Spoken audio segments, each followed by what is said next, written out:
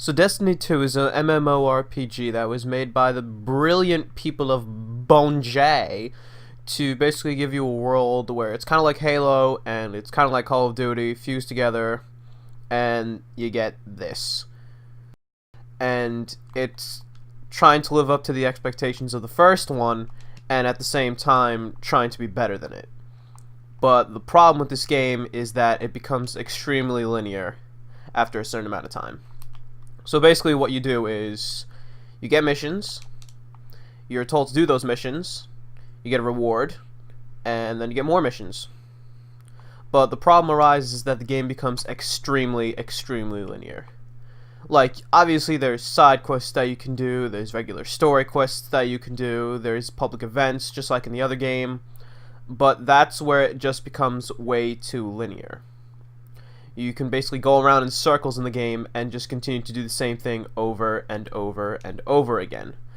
A lot of the enemies return. You still have the Fallen, you still have the Hive, you still have the Cabal, you still have the Vex, and you still have the Taken, which was added in the installment The Taken King.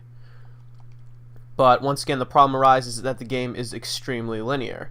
You can do a bunch of things. You can stab people with a sword. You can, shoot people. There's like a different amount of guns that you can use. They added a couple new ones, but the problem still arises that no matter what you do, you're gonna get a story quest.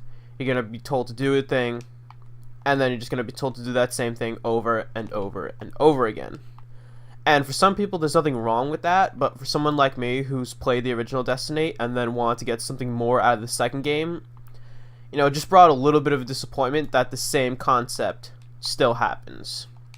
Like, you can do a lot in the game, but it's just the same thing again and again and again. And they tried adding new things to the Crucible, they tried adding a little bit new things with strike missions, they kept most of it for like Trials of the Nine, and it's just very repetitive. And there's a point where once you beat the game, there's not much to do except for join a fire team with maybe your friends, try to get exotic gear, try to get legendary gear. But the fact still remains that it's extremely linear. And I've been playing this game for, like I said, about a month or so. And to me, I think that the one thing that they did really well was the fact that they were able to increase the story value much more than the first one. I think the story mode in this game was absolutely amazing. I think they did a phenomenal job with that. But once you kind of beat story mode, and once you kind of just finish that main quest, you get a sense of like appreciation for what you did. You think the game was amazing, and then it just comes to the point where you don't know what to do anymore. Kind of like the first one, which is the point that I'm trying to make. So the game itself is very good, but the way that it's brought about afterwards, to me, just didn't really fit the bill. And that's one of the major flaws that this game has. Don't get me wrong, I think it's a very good game. I think a lot of the concepts are great. I think how they made the leaders of the Vanguard much more important. Cayde 6, Ikora, and Zavala. I think that that's great how they have a much more prominent, role in the story mode. But that's the only thing that they did extremely well, was story mode. Everything else was just very linear. And you can just go around any one of the planets for like hours straight, not knowing what to do, or just trying to get more reputation for that certain place, and you'll just keep doing that same situation over and over.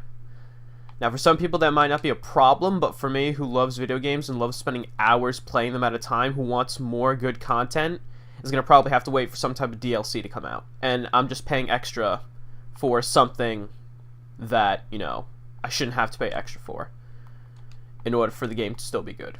Because a lot of times games can be really good, and you can play them for hours, and they won't need a DLC, but when the DLC comes out for that game, it'll be even better. But for this game, you kind of just beat it, you do story quests, and then you just wait for the next DLC. And that's exactly what I did for the first game. I waited for the Taken King DLC, and then I decided not to get the second one, which is the Iron Banner. And once I tried to play like certain Crucible matches, it said that it's required to use the Iron Banner. And I think that was a little bit messed up because I wasn't able to do things because I couldn't like buy a DLC. I didn't think that was very fair. But, you know, the main point is the game is a very good game. I love a lot of the concepts. The story mode was phenomenal. Crucible and Strikes are still very good. But the fact that it's still extremely linear, and the same thing will happen over and over, you know, disappointed me a little bit because they were trying to make it better from the last game. Now, this could be like a similar situation for a lot of games where, you know, it's going to become extremely linear. You might not know what to do. There's a lot of things that you can do or should do, and you're not sure which you should do. But, you know, you try to improve from the first game. You try to make it more interesting for the fans, and you just try to give them more of a sense of what to do. So, I guess ways they could have improved was maybe implement different types of systems, because you still have the same missions, and public events are still there. It's just that in this game you have multiple public events, and there's nothing wrong with that, but I wanted something different. There is a lot of different things, to an extent, like you have these people from different planets, where you can exchange, you know, different types of tokens that you get from the planet.